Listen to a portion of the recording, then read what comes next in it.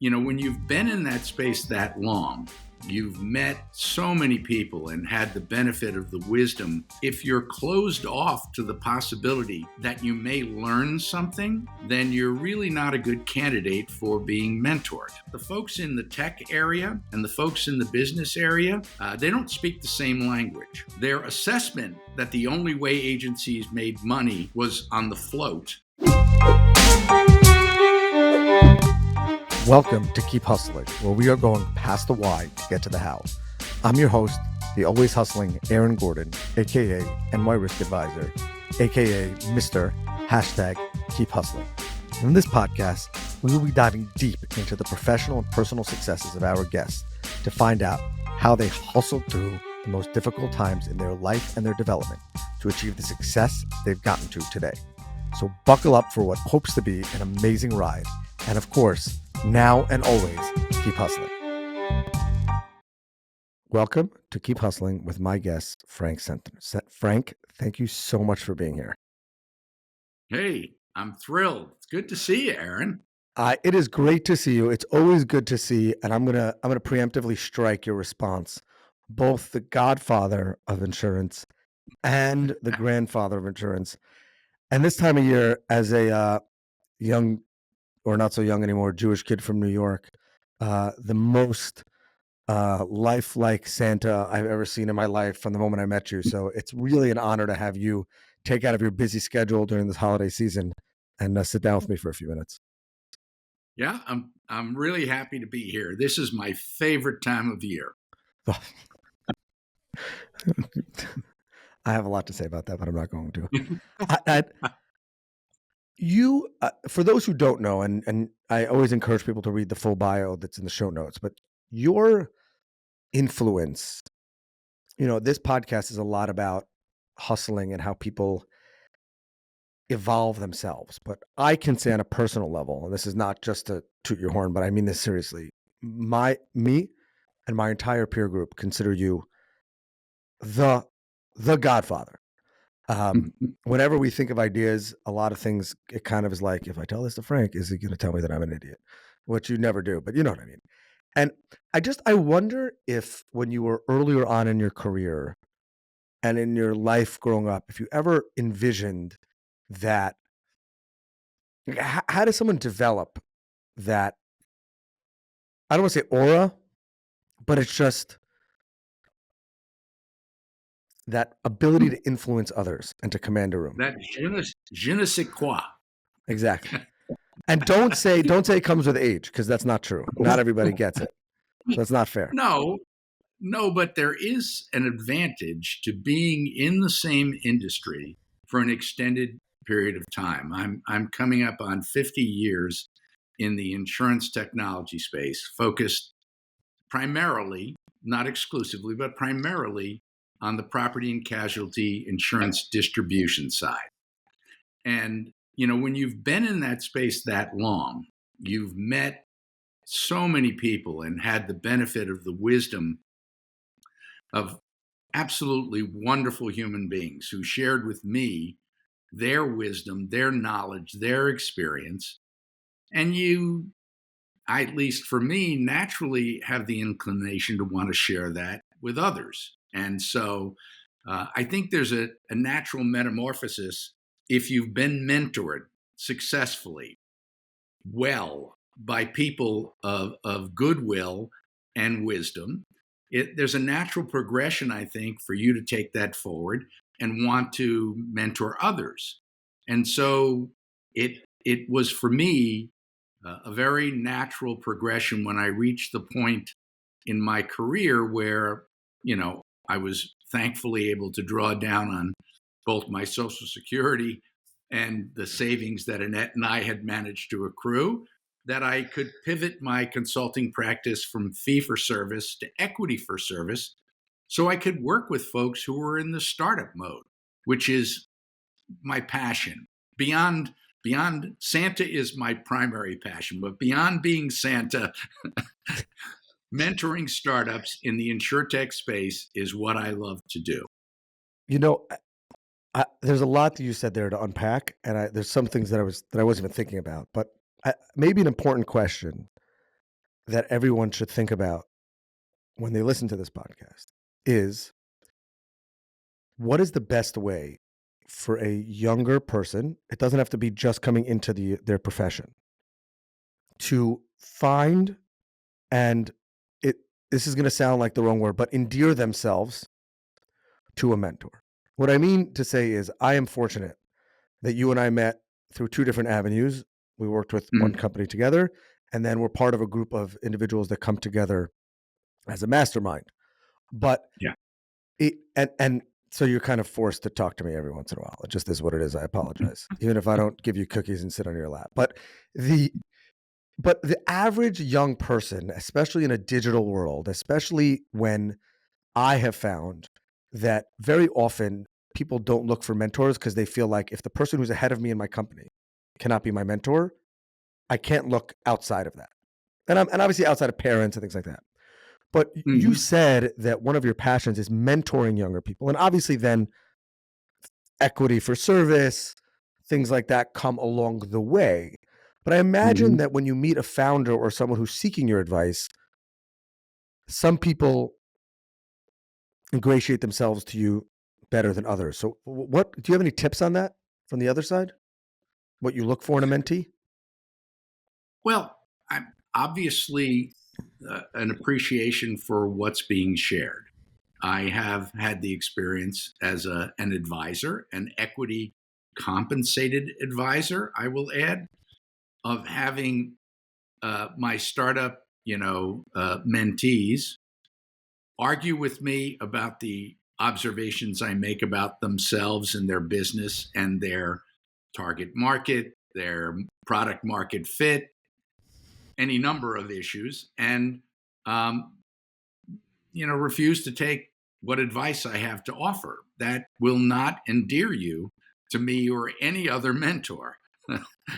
Right. And I'm not talking about not having a healthy discussion. You certainly need to have a healthy discussion, but if you're closed off to the possibility that you may learn something, then you're really not a good candidate for being mentored.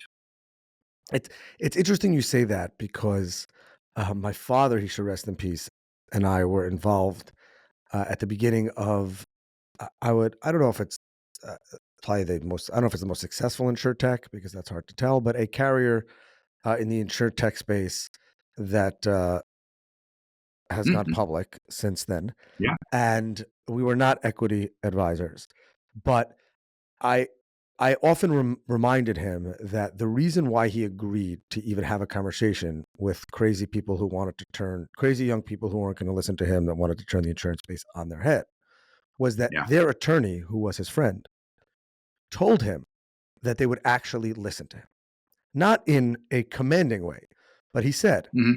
David, the one thing I can tell you about these people, you don't have to meet with them, but if you meet with them and you tell them their idea needs work in this direction or that direction, or that's never going to work, not legally, but because this and this, they'll at least be receptive to the criticism and continue the conversation.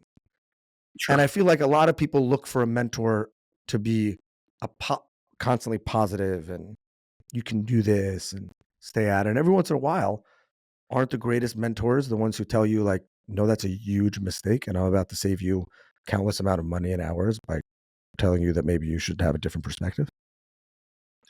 Absolutely. I mean, it's not hard to find people who will tell you you're right. It's more difficult to find people who will tell you where you may be off the mark and why and what you might be able to do to correct for that.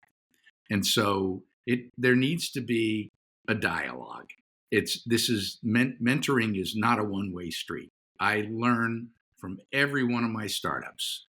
Mostly I'm learning about technology. Technology is evolving at such a rapid pace that, it's difficult for someone like myself, no matter how much reading you do, unless you're actually engaged in the process of implementing these technologies, unless you actually see the use cases to which they're being applied, it's difficult perhaps to understand them. And so I am fortunate that I'm constantly learning. It's one of the reasons why I enjoy doing this so much. But there are lots of things that I've learned along the way that I also want to be able to share. And getting a second pair of eyes on whether it's your business plan, your UI, your underlying data structure, those are all things which you should be willing to value. Are you able to predict at this point? I totally was not going to ask this question, but I guess I'd have to.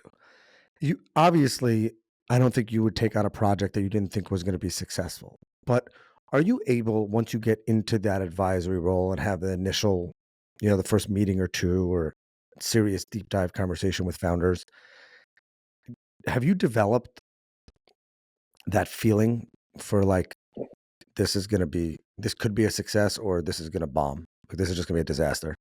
Did you see that earlier on now as the more experience you get?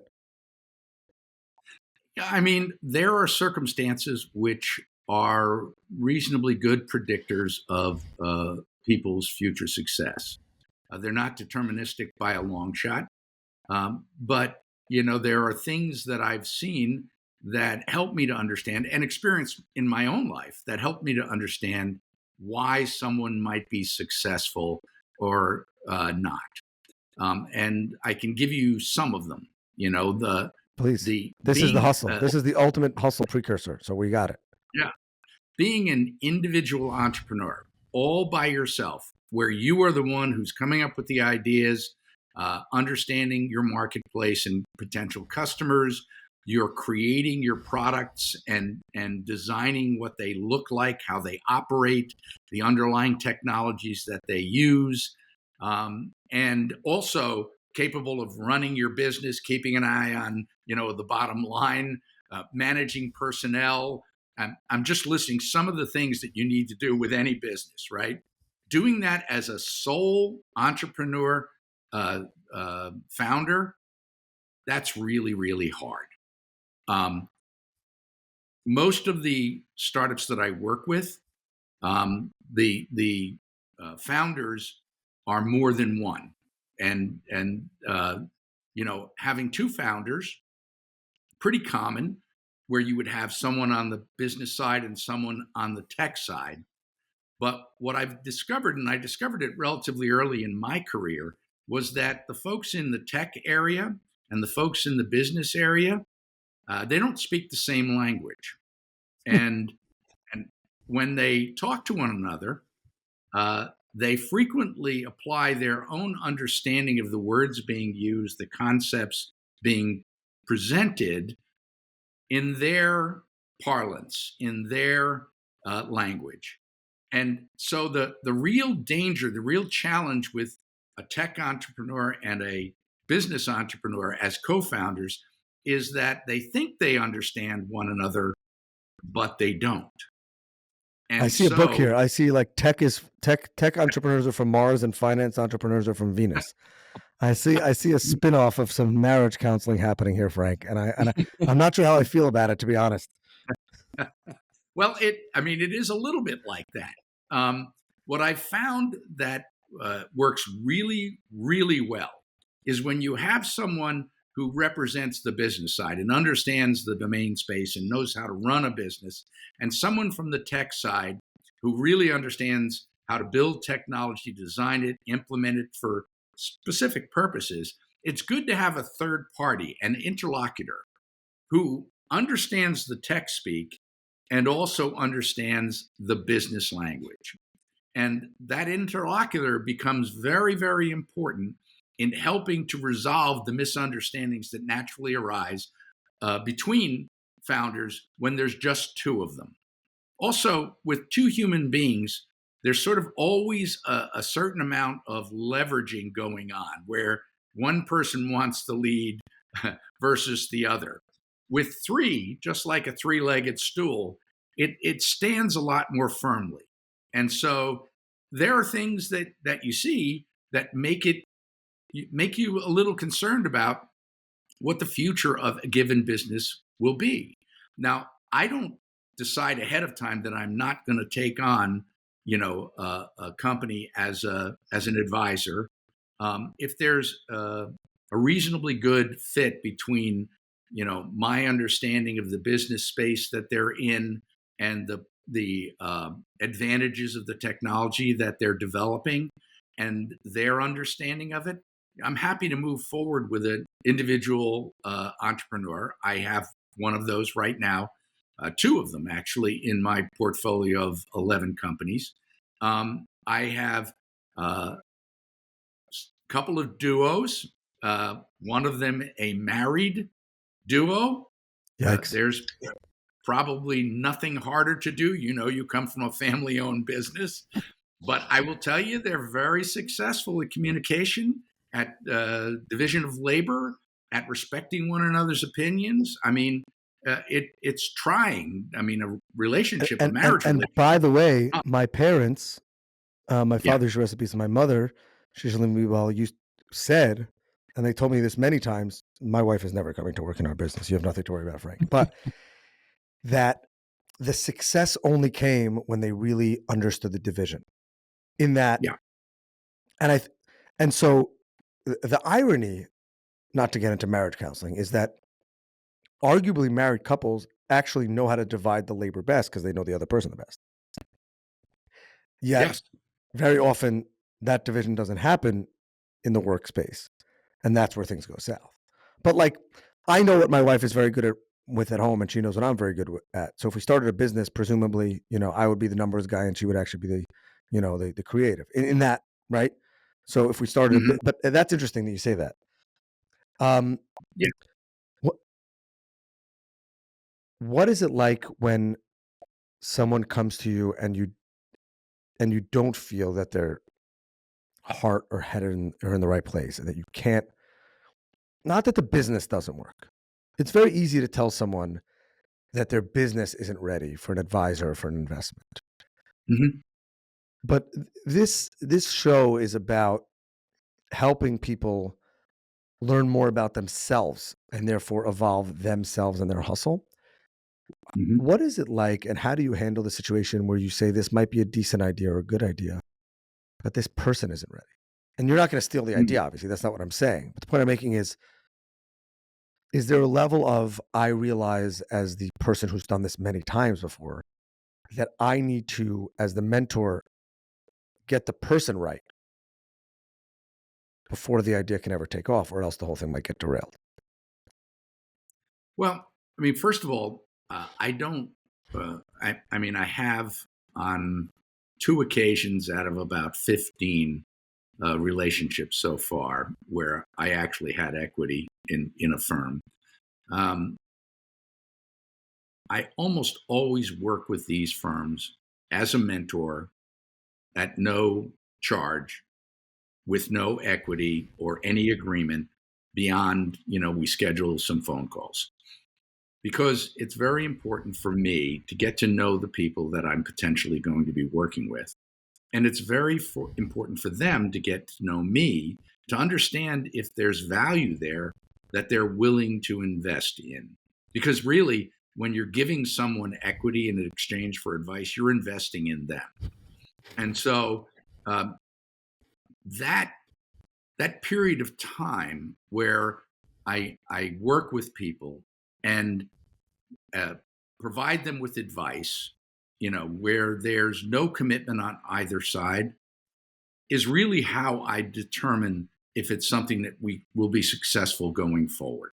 So in the first case, I had two entrepreneurs who gave me equity instantly. Okay, they did it based on a phone call. Um, One of them I've never met in person. Okay, and the which isn't all that unusual these days, but they sent me a contract for equity, based on a phone call and a referral, um, and I accepted it, because I had a really good feeling about that initial phone call. But that's very rare. In most cases, it takes time to build that relationship and for people to determine that they want to make that investment. I'm going to tread lightly or carefully on my next question, although I don't really have to. But this is how do you handle the evolving You said it isn't all that uncommon these days not to meet someone and work with them. I imagine that when you started, those words coming out of your mouth would have been unconscionable, right? So, but what's interesting about you in particular and the way that you've evolved your hustle, at least from my perspective as a fortunate mentee, is like nobody thinks that Frank is the old guy who's been doing this for 50 years. You know what I mean? And I guess that might be because you've always been on the forefront of tech, but there's always that like, oh, when my mom gets a new phone, we know that it's going to be terrible for a few days because she got a new phone. And that's not meant disrespectfully. It's just like I get a new phone, I pick it up, I can kind of mess with it, and God knows what my kids are going to do when they start with this stuff. Right. Exactly. But yet, like you found a way to stay in that. Is that just because you've always been in the tech space, or because people are constantly coming to you with ideas? Is that a conscious thing? Well, I mean, for me, it goes back to when I was very young. I started reading science fiction when I was, in single digits, and it was something that I was passionate about, and have continued. I still read science fiction. I am always looking for the next opportunity, the next shift, and life has moved along from my perspective at a pretty leisurely pace. I expected much greater change much more quickly. And so when Really? I first meet people and begin to talk to them, I offer, my insights, my opinions. And in most cases, I'm predicting that there will be change on an order of magnitude greater and in a time period far shorter than the people I'm talking to, regardless of how old they are. Okay. So that perspective, that anticipation of change and welcoming of change, that desire to see the world leap forward comes out in even my earliest conversations with people. So they're not surprised that I'm well read about their particular type of technology, or that I've thought about how it might be applicable in our business space. Um, nothing in the insurance business moves as quickly as I would like to see it move. One of my questions is going to be, how does it feel to be the guy who's been in the part of the business for the longest, that's been saying for the last 50 years that we're only 2 years away from X? Oh my Lord. When I first joined the first company selling computer systems, which only did accounting at that point, to insurance agents, one of the older sales reps said to me, "Don't get too comfortable. These guys are going away soon." And would you like to know what was going to get rid of agents in 1976? The Jetsons. Direct bill. Yes. My father Direct said that bill. all the time. My father, I started Because working in the firm full-time 2010. Our business was like 80% agency bill. And when I kept moving over to direct, and I said, we got to move to direct. Well, this is insane. This is insane. I'm not even talking about wasting the money on postage. It just makes no sense. He's like, the only way we stay relevant, the only way we stay top of mind is by agency bill. I'm like, Dad, that's not happening. And we didn't take credit cards. It was horrible. But it's funny that you say that. I just, I every time I speak to you and I see you or I see what you're doing, I just feel like that so many people underestimate how people can evolve their careers, how people can start in one place and not jump. You never jump to a different part of to a different industry or a different part of the industry, but it's just a little right turn and then another little degree right and then another step forward, another degree, and all of a sudden you end up somewhat far from where you started, but it's all been the same and it's all been incremental. And I find it amazing that you would say that there's still some people that were wrong earlier on and that you can still say that. And that means that there's more people that are wrong now. So I guess I appreciate that. as an Well, agent you know, with no plan B? I, I wouldn't say wrong. I would say, that their anticipation or actually their present understanding of the value proposition for the independent agent was flawed. Okay. Um, their assessment that the only way agencies made money was on the float, for agency bill, was what made them assume that agents would go out of business if they didn't have that float. You can. Oh my goodness, there's so many points at which I've heard that independent agents were going to disappear, and you know, my point, whenever someone brings that up to me, when they use the term disintermediation, I say to them, okay, but disintermediation doesn't get rid of the person closest to the customer. Exactly. Okay. The person closest to the customer remains part of the equation. There's somebody else further up the food chain who may be disintermediated, okay, but it's not going to be an independent agent. And as long as agents keep doing what they've done as successfully as they've done, I mean, I saw a presentation by Marsh Berry, and in it they did a chart over the last 40 years of the earnings for independent insurance agents relative to, and they had it superimposed on the chart, the earnings for the insurance carriers during the same period. And the independent agents' earnings were relatively static, rising slightly over time, no big dips, no craters, and the carriers were all over the map. That's All right. over. Sometimes they out earned the agents big time. A lot of times they earned a lot less. And that's part of the reason why the multiples are being paid for independent insurance agencies, because they're guaranteed winners. We try. Okay, I have one more question before we close up, and that is, as the grandfather of insurance and the godfather of insurance and the super advisor that you are, what was it like when you got the phone call the first time that one of your children slash children companies, I mean, in the space, Yeah. was getting to an exit? What was it like when you got that phone call and they were like, Frank, this actually happened, we're exiting? Well, Because that's what, by the way, that's the difference. The problem in the InsurTech space, I don't mean problem, is that insurance people like you and like me, we think about doing this forever. Tech startup entrepreneurs think about an exit. So when they say that's their ultimate success, you and I may have different versions, right? We would say make a consistent income for the next 50 years and we'll be happy. Pay me a few dollars every year. But when you were there, you were the advisor, and then you get the call like, hey, we've hit our dream success. What is it like? I've had this experience, fortunately, once, and it was Tarmika, and Raghav and Geeta had built a terrific company.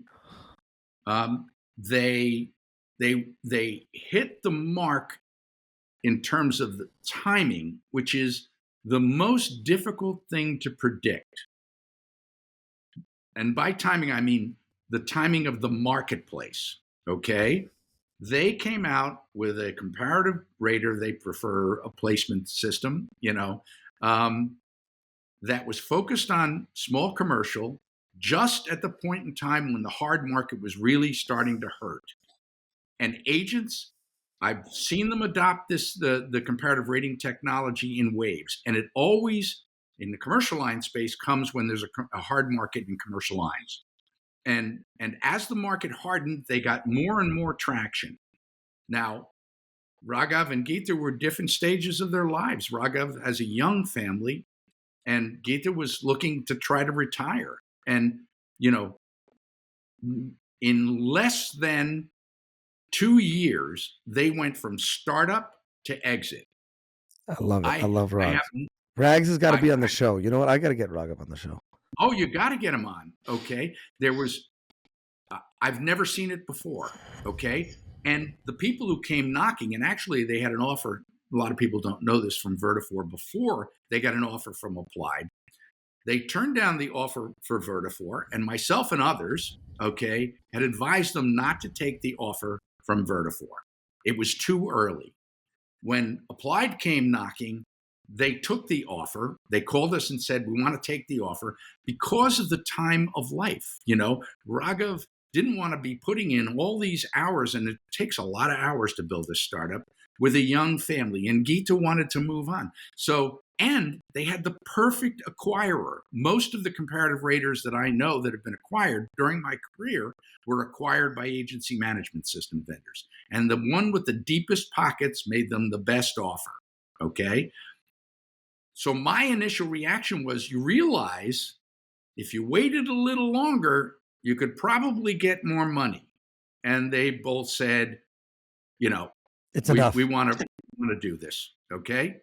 And so they successfully exited. Geeta has moved on. Raghav has stuck with it, and he's loving it. So I think it comes down to the value of the exit for the entrepreneurs. It's their business. My job is to try to give them some, especially in that moment, some insight into the bigger picture. And if the bigger picture is something that is compelling for them, they may decide to wait. But if it's not, they're going to make the move. And I honestly could not be happier for both of them. It's been a wonderful, wonderful outcome. And, you know, I wish them all the very best. So, I love it. And by the way, I wasn't unhappy at all with the checks that I got. So there you go. I'm waiting for one with you too one day, I hope. We ask our guests to leave us with their favorite motivational and inspirational quote, what it means to them. Frank, thank you again for being here. Grandfather, Godfather, Santa, everything in between. Getting to just spend some time and hear your insight means a lot to me, and I know it means a lot to our listeners. So I thank you again for being here, and the floor is yours for your favorite motivational, inspirational quote. Well, I'd like to quote, you know, one of my personal heroes, and that is the Dalai Lama. And this is probably one of his best quotes. Happiness is not something ready-made. It comes from your own actions. That is correct. An interesting take on karma. and those actions, some might say your own hustle, your own mindset, your own lifestyle, and making sure that your focus is always correct. So thank you again for being here, Frank. This has been another episode. It's great to see you too. This has been another episode of Keep Hustling. Remember, do well by doing good, and always keep hustling. All right, hustlers, that brings us to the end of another fantastic episode. Thank you for listening. Be sure to subscribe to our podcast so you never miss an episode. If you have any suggestions, comments, or even just want to say hello, please feel free to reach out to us on all social media platforms. We are Keep Hustling Pod. Until next time, stay curious, stay hungry, and keep hustling.